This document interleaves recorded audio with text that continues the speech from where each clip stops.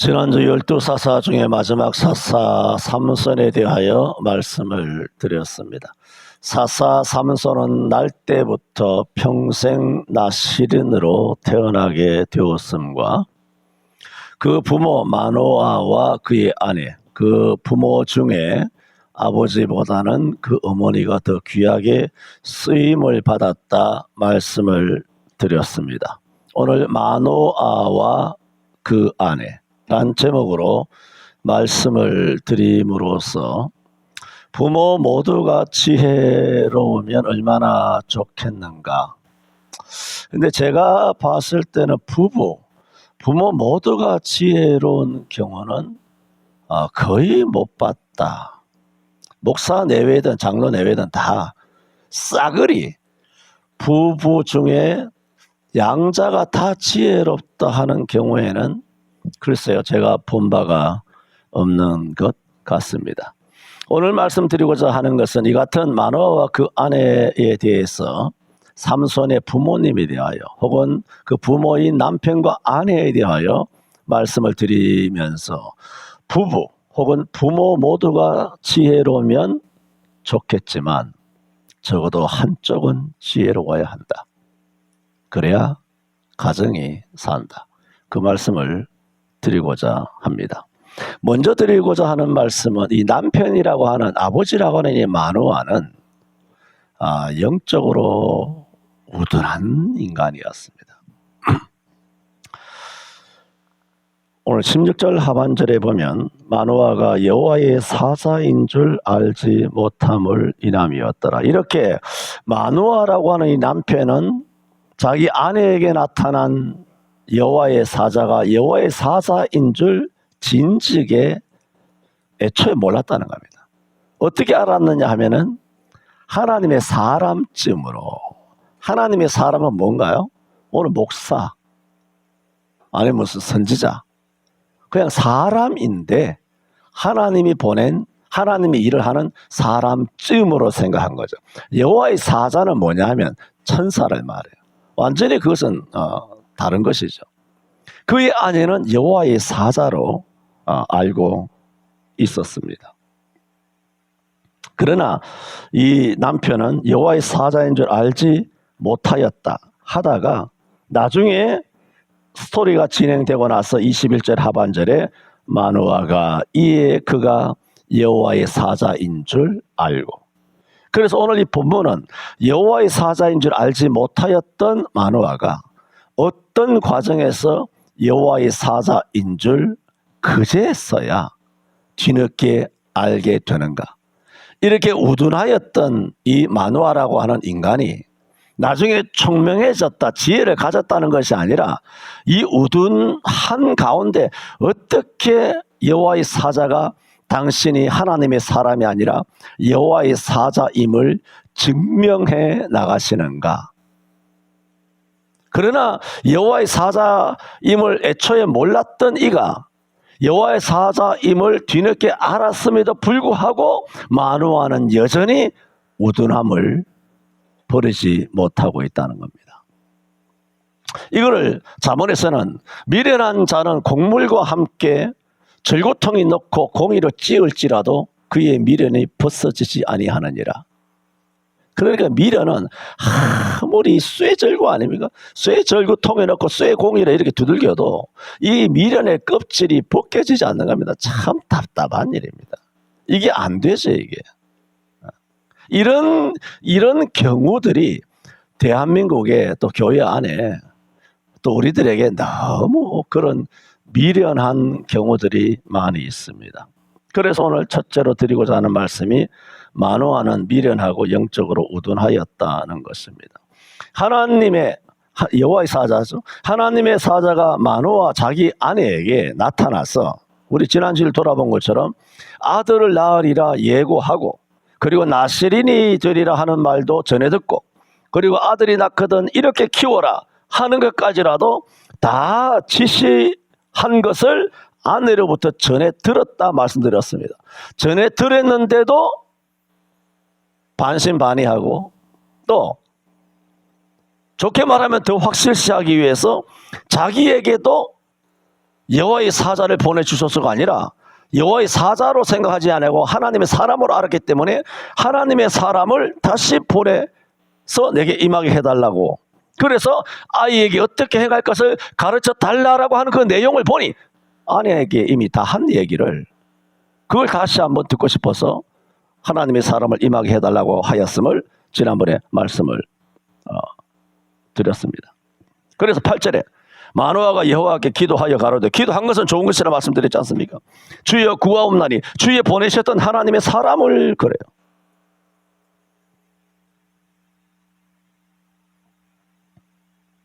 그러나 6절에 그의 아내는 이렇게 말했습니다. 이에 그 여인에 가서 그 남편에게 구하여 가로되, 똑같이 하나님의 사람이라 말하죠. 하나님의 사람이 내게 임하였는데 처음에는 하나님의 사람으로 인식했다는 겁니다. 그 용모가 하나님의 사람이 아니라 하나님의 사자의 용모 같았어. 그렇게 말했어. 언뜻 봤을 때 하나님의 사람인데 이게 하나님의 사람이구나. 하나님의 사람이 아니라 하나님의 사자구나. 그래서 사자의 용모 같아서 심히 두려움으로, 하나님의 사람 같으면 어디서 왔느냐, 이름이 뭐냐, 용모가 뭐냐 좀 물어봤을 텐데 딱 대화를 하고 보니 하나님의 사람이 아니라 하나님의 사자란 말이에요.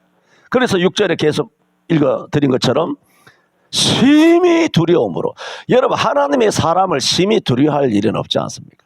심히 두려움으로 어디서부터 왔는지 묻지도 못하였고, 자기 이름이, 그 사람 이름이 뭔지 내가 묻지도 못하였고, 그도 자기 이름을 내게 알리지 아니하였다 하여 아내로부터 이 하나님의 사람이 나타난 내게 하나님의 사람이 아니라 하나님의 사자다 라는 것을 전해드렸음에도 불구하고 8절에 마노아는 하나님의 사람을 단정하는 거죠. 네가 잘못 봤겠지.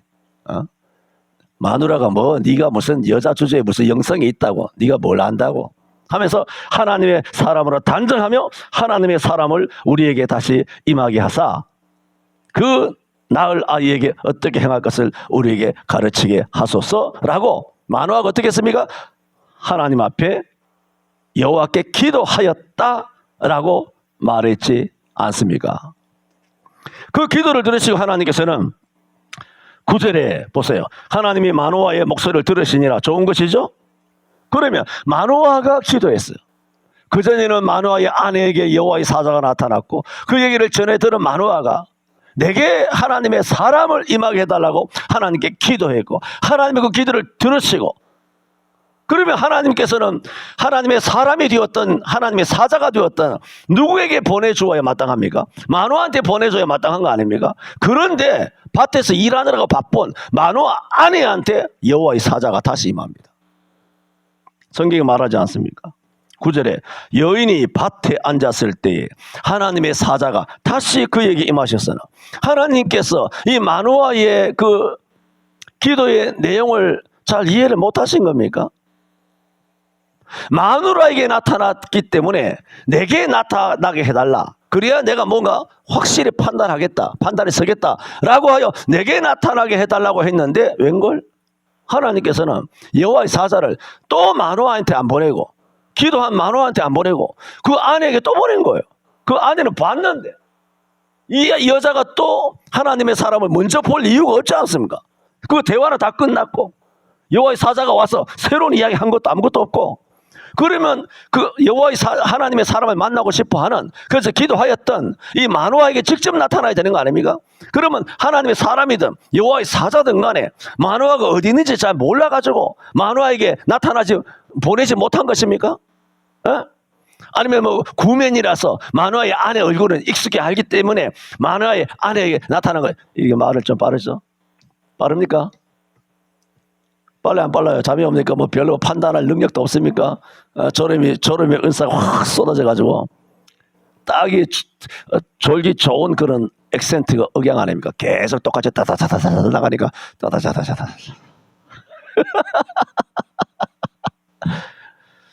이래서 돈가스 먹겠습니까?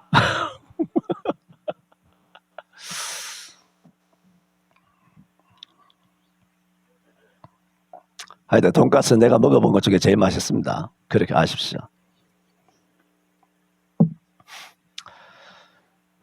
그러면 마노아가 마노아가 아쉽고 마노아가 보고 싶어하고 그리고 내게 임하기를 원하여 기도까지 하여 하나님이 다 들으셨다 해놓고는 하나님께서 마노아에게 직접 여호와의 사자를 보낼 능력이 없습니까? 마노아가 어디 있는지 모르십니까? 하나님이 그 아내에게 또 보낼 게 뭡니까? 그 기도를 뻔히 들으시고 하나님이 짓궂으시다. 왜 마노아에게 직접 보내지? 그래서 밭에서 일하고 안 그래 바쁘게 밭에서 일하고 있는데 밭에서 그 여자가 뭐 하겠습니까?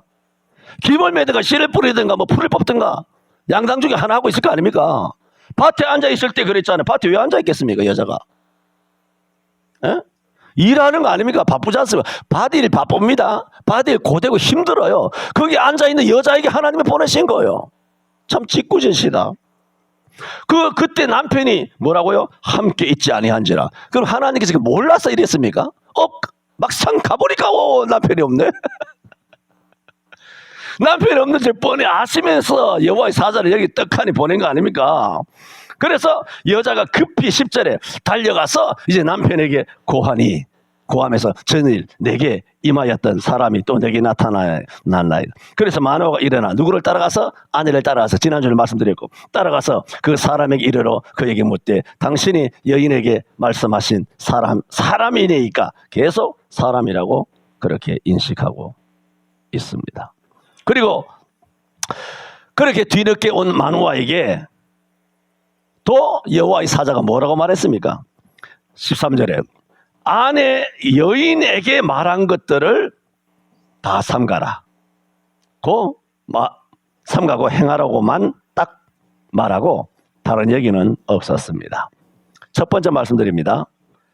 마노아는 영적으로 온둔하였는데 그 아내는 처음부터 여호와의 사자로 인식했으나 마노아는 아내의 말을 듣고도 그저 하나님의 사람쯤으로 이해하였습니다. 그래서 하나님께서는 이 마노아를 패스한 것이 아닌가. 그래서 그가 기도하였지만 하나님께서는 그에게 직접 나타나지 않으시고 아내를 통하여 아내를 따라갔어. 니는 영적으로 아둔하니까 아내나 뒤를 졸졸 쫓아다니라.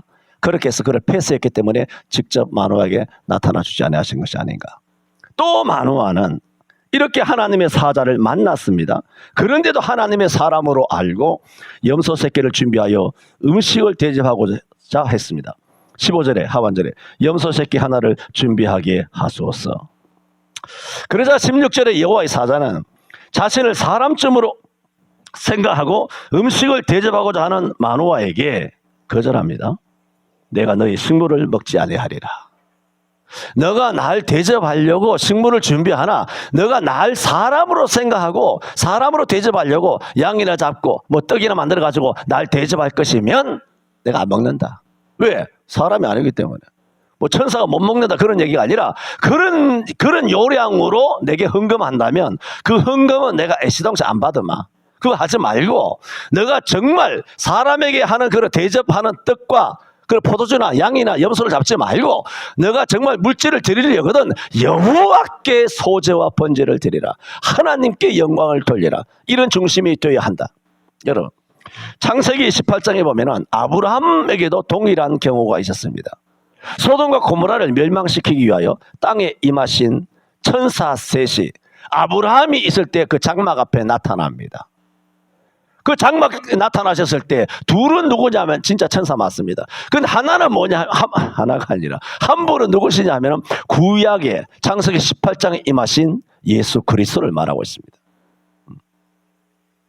그때 이 아브라함이 그 세 천사 중 가운데 계신 한 분을 향하여 뭐라 그러냐? 내 주여 그렇게 말합니다. 오늘 마노아가 여호와의 사자를 하나님의 사람쯤으로 알고 있는 경우와는 영적으로 완전히 차원이 다른 것을 봅니다. 그래서 마노아는 사람을 높이듯이 사람에게 대접하고 또 사람인 줄 알고 당신의 이름이 무엇입니까? 당신의 이름을 알면 당신의 이름을 높이 기리겠습니다. 오늘 우리 대한민국 그 이름을 기리는 경우들이 많이 있지 않습니까? 이름을 막 기리겠다. 그때 여호와의 사자는 내 이름은 기면이라. 기면은 예수님의 이름 아닙니까? 이사야 9장 6절에 한 아기가 우리에게 낳고 한 아들을 우리에게 주신 바 되었는데 그 어깨에는 정사를 메었고 그 이름은 못 살아. 기묘자라. 못 살아. 전능하신 하나님이라 영존하시는 아버지라. 예수님의 이름도 아버지란 이름이에요. 아버지. 평강의 왕이라. 그래서 이 기묘자라고 18절에 내 이름은 기묘니라 하는 것이 뭐냐? 이 마누아에게 나타난 여호와의 사자가 구약에 나타난 예수 그리스도라는 거예요. 내 이름이 누구냐? 그냥 단순한 천사가 아니라는 거예요. 예수라는 거예요. 기묘다. 그런데도 16절 하반절에 마누아가 여호와의 사자인 줄을 알지 못하였다. 그렇게 말했습니다. 첫째 말씀드렸습니다. 삼손의 아버지 마누아는 영적으로 우둔하였습니다. 생각해보면 저희 아버지를 오늘 본문에 대입을 한다면 영적으로 우둔한 분이 아닙니다. 우리 할아버지를 영적으로 대입한다면 영적으로 매우 뛰어난 분입니다. 저는 그분의 아마 10분의 1도 되지 못할 수도 있습니다.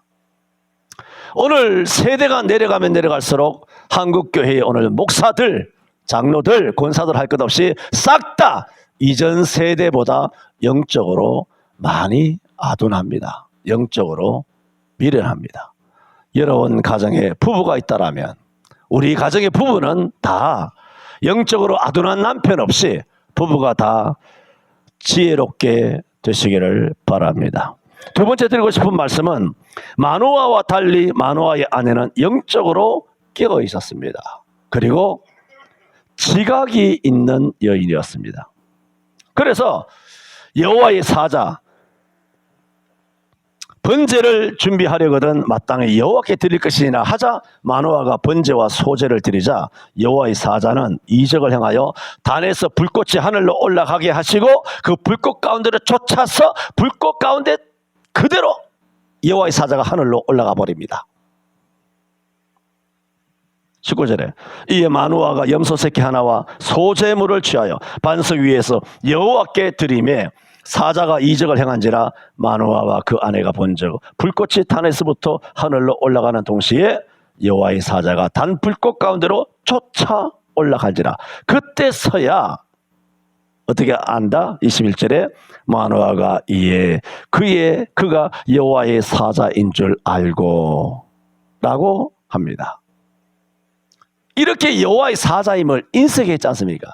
그러니까 여호와의 사자인 줄 몰랐을 때도 우둔했고 여호와의 사자인 줄 알게 됐을 때도 이 사람이 얼마나 우둔하냐 하면 우둔하면 아까 말한 것처럼 절구공에 넣고 찧어도 이것이 그 미련이 벗어지지 않는 것처럼 아무리 강단의 말씀의 절구공이로 우리의 영적인 머리를 다 깨부시려고 해도 그것이 도무지 영적으로 깨지지 않는 그 미련과 어리석음이 있어요.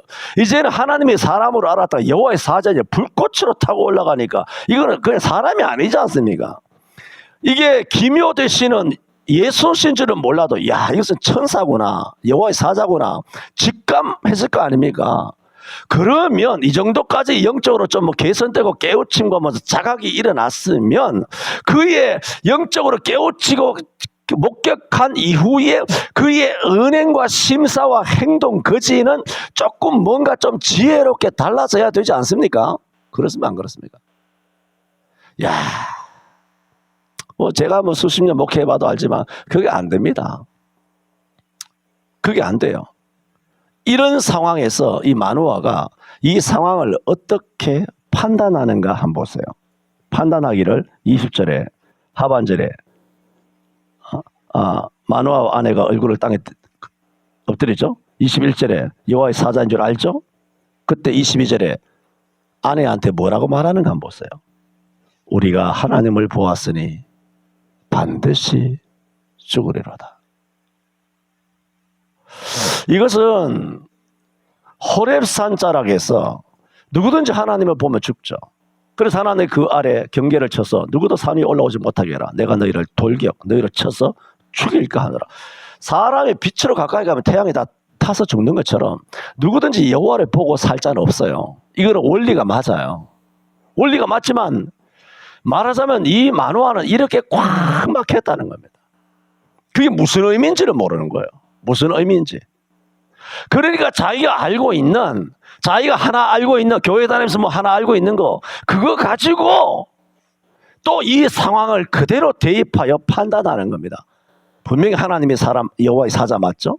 우리가 여호와를 보았으니 우리가 죽으리라. 어떻게 죽으리라? 반드시 죽으리라. 그 틀린 말은 아니에요. 그런데 이 상황에 맞는 말이 아니라고요. 반드시 죽으리라. 그러니까 이 마노아가 여호와의 사자인 줄 인식하게 되었지만 이 사람이 아두람은 여전한데 이 사람이 어떻게 판단하고 있다는 말입니까? 이 판단하는 이 습성이 매우 감정적이고 그리고 감각적이다는 거예요. 감정적으로 판단하는 거예요.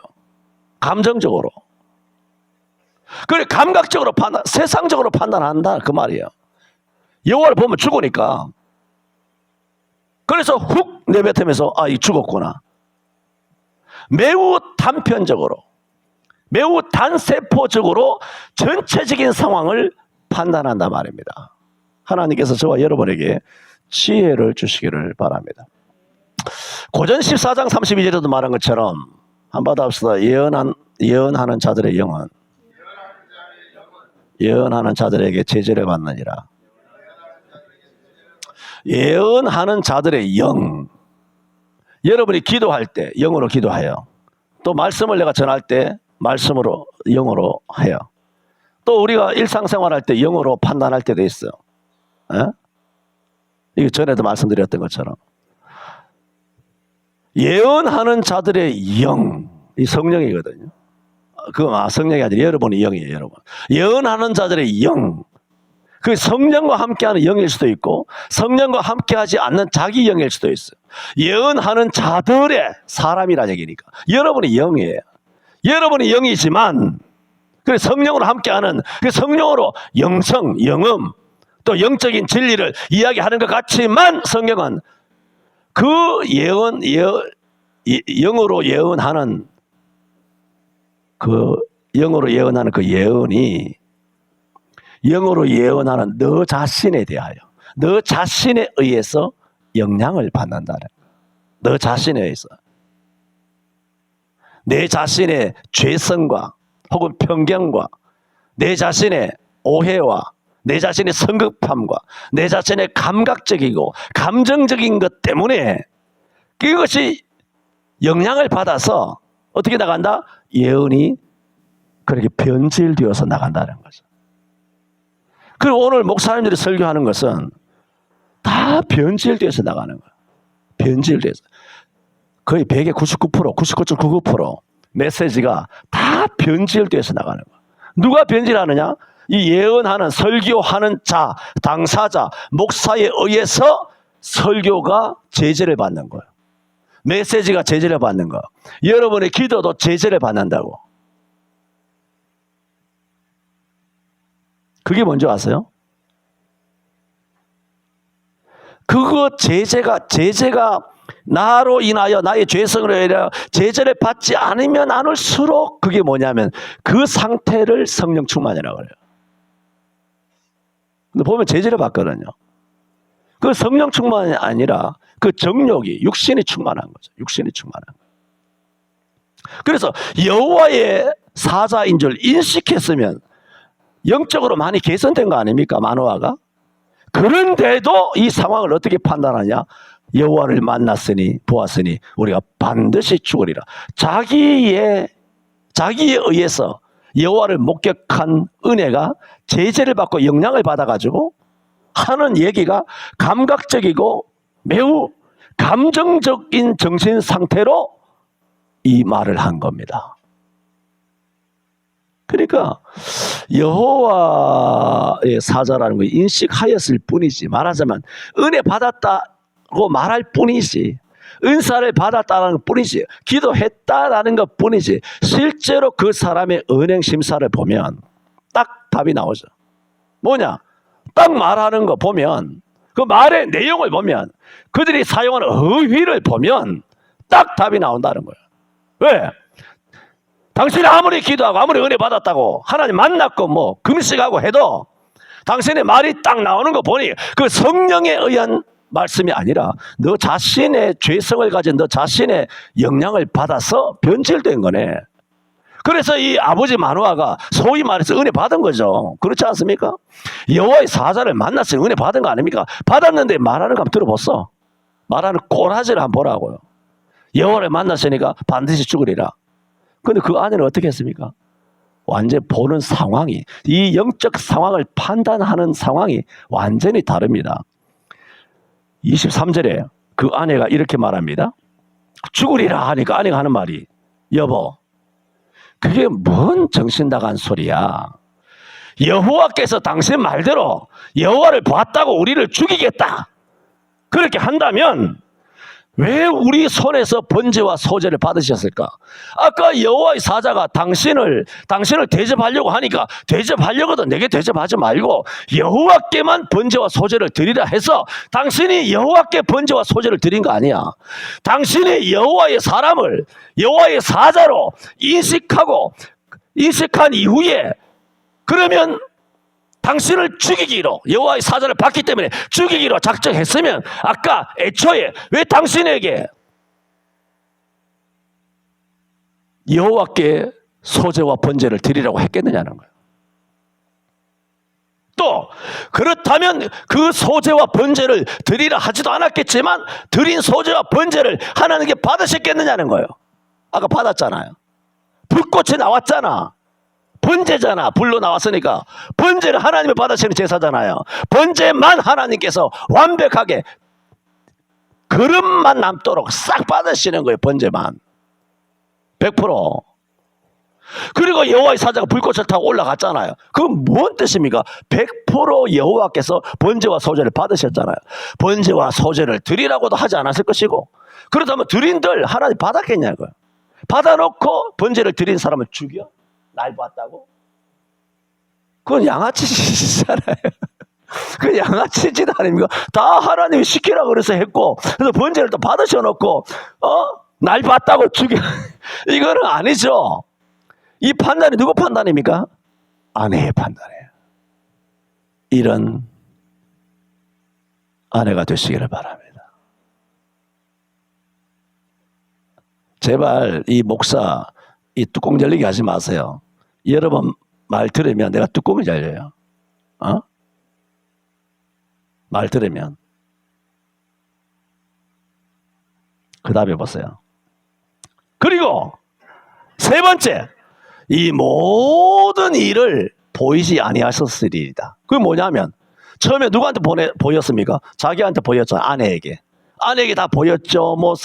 뭐 아이가 낳을 것이다. 애를 못 낳았었는데 애 낳을 것이다. 낳으면 나스린이 되라. 뭐 포도주를 마시지 마라. 부정한 거 먹지 마게 하라. 뭐 삭도를 대지 말라. 이 모든 일을 보이지 아니하셨으리이다. 모든 일은 뭡니까? 내게도 보이시고 또 그 남편이 기도하여 또 보여달라는 거 또 보여주시고 온갖 것 싹 다 보여줬지 않습니까? 이렇게 다 보여주고 나서 당신이 여호와의 사자인데 보여주고 나서 불꽃으로 타고 올라갔으니까 하나님의 사람이 아니죠. 여호와의 사자. 다 보여주고 나서 봤으니까 너 죽어라. 이게 양아치잖아. 누가 처음에 보여달라 그랬습니까? 하나님께 먼저 마노아 아내에게 먼저 보여주셨잖아요. 마노아는 자기가 보여달라고 했지만 처음부터 싹 다 보여주신 일련의 이 모든 과정은 하나님께서 일방적으로 주권적으로 역사하여 삼손의 출생에 대하여 비밀을 알려주신 거 아닙니까? 삼손을 통해 어떻게? 블레셋에서 당신의 백성을 구원하기 위해서 이 신비스러운 장면을 부모에게 다 보여주셨는데 그 부모 중에 한 사람은 참으로 우둔하였다는 겁니다. 그런데 한 사람, 그 아내는 참으로 지각이 있다. 참 지혜로웠다라는 것입니다. 히브리 5장 14절에 단단한 식물은 장성한 자의 것이다. 저희는 지각을 사용함으로 연단을 받아 선악을 분별하는 자들이니라. 모두에 말씀드렸던 것처럼 부부가 다 지혜로우면 이보다 더 좋을 일은 없습니다. 그러나 부모 중에 한 사람이라도 지혜로운 가정 되시기를 축원합니다. 우리는 마노아처럼 영적으로 우둔한 자가 되지 말고 그의 아내처럼 지혜롭고 지각을 가진 자가 되어야 합니다. 사무엘상 25장에 불량스러운 남편 나발과 지혜로운 아내 아비가일 스토리를 잘 알지 않습니까? 다윗의 노기를 사가지고 내일 아침 이맘 때면 마노아와 그에 속한 사내는 전부 다 죽여버리리라 하는 다윗의 그런 미움을 받을 수밖에 없도록 처신하였던 이 미련 곰탱이 불량한 사내 이 남편 나발. 그런데 이 사건을 무모하고자 이 아비가일은 노새 짐승에게마다 떡이나 포도주는 잔뜩 싣고 그야말로 산길석 음습한 곳 지름길로 쫓아가서 자기 남편과 집안을 초토화내기 위하여 군대를 끌고 오는 다윗의 길을 가로막고 당신을 대적하는 자, 미워하는 자는 다 내 남편 나발과 같이 되기를 원합니다 하면서 다윗을 높이고 그렇게 영접함으로써 나발과 그 사내는 다 죽임에서 면하게 되는데, 물론 나발은 며칠 되지 못하여서 하나님의 치심으로 죽임을 당하게 되지만은 이 아비가일도 남편보다는 훨씬 여성이었습니다.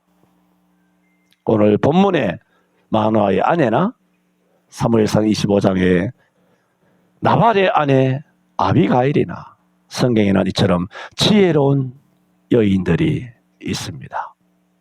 라합도 마찬가지고 룻도 마찬가지고 지혜로운 여인들이 많이 있죠. 그러나 하와처럼 아니면 또 그렇지 못한 아내들도 우리는 성경에서 보게 됩니다.